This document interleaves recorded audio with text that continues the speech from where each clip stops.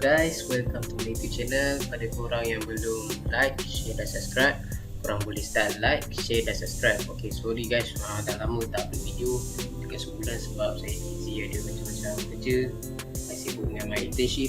Ok, so untuk video kali ni saya nak tunjuk satu error yang saya hadapi agak lama untuk Android Studio, dan error ni baru lagi.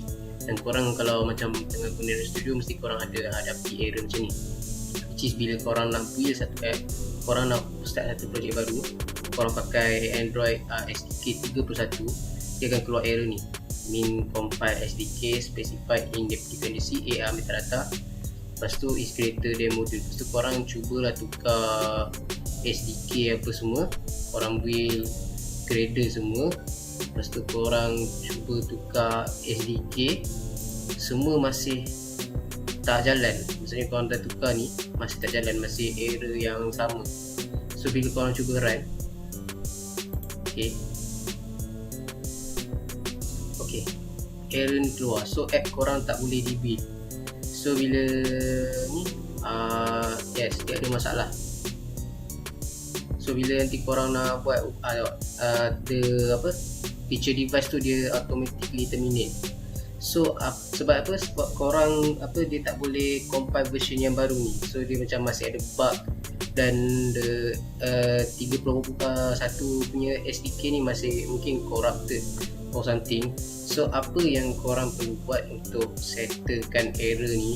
Ok, first kali dekat sini, untuk bahagian sini korang pastikan kalau 3.1 korang tukar kepada 3.0 dan 30.03 ataupun yang paling latest. Dan minCompileSdkVersion tak kisah, target SDK version kalau 3.1 tukar jadi 3.0. ok, lepas tu dekat sini pastikan korang download 3.1 11.0 dengan 10.0. SDK tu show package detail 3.10. ok, kenapa 30.03? Sebab kat sini kalau dia keluar 30.04, korang tahu 30.04. ok, so kat sini dah settle. ok, sekarang ni dia kata error dekat bahagian core-ktx dengan metadata. ok, so apa yang kita perlu ni androidx.core pun error juga, dependency. ok, so apa yang kita akan buat, first kali kita pergi ke sini, lepas tu kita repair dependency dekat sini, kita tukar jadi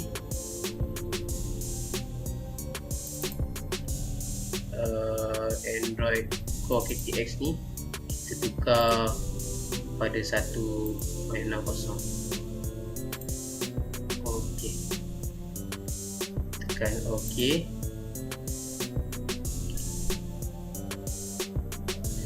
So kita try run lagi.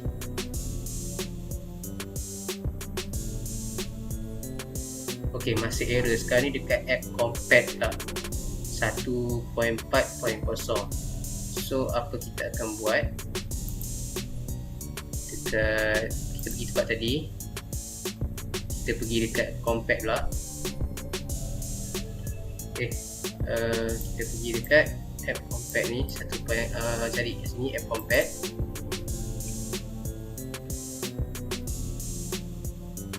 Yes, di sini kita tukar kepada 1.30.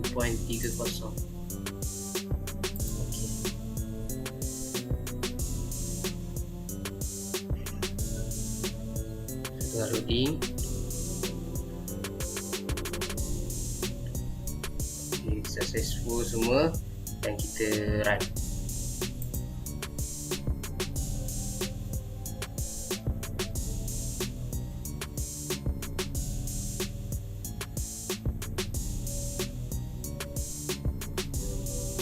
ok, tengok kat tepi ni.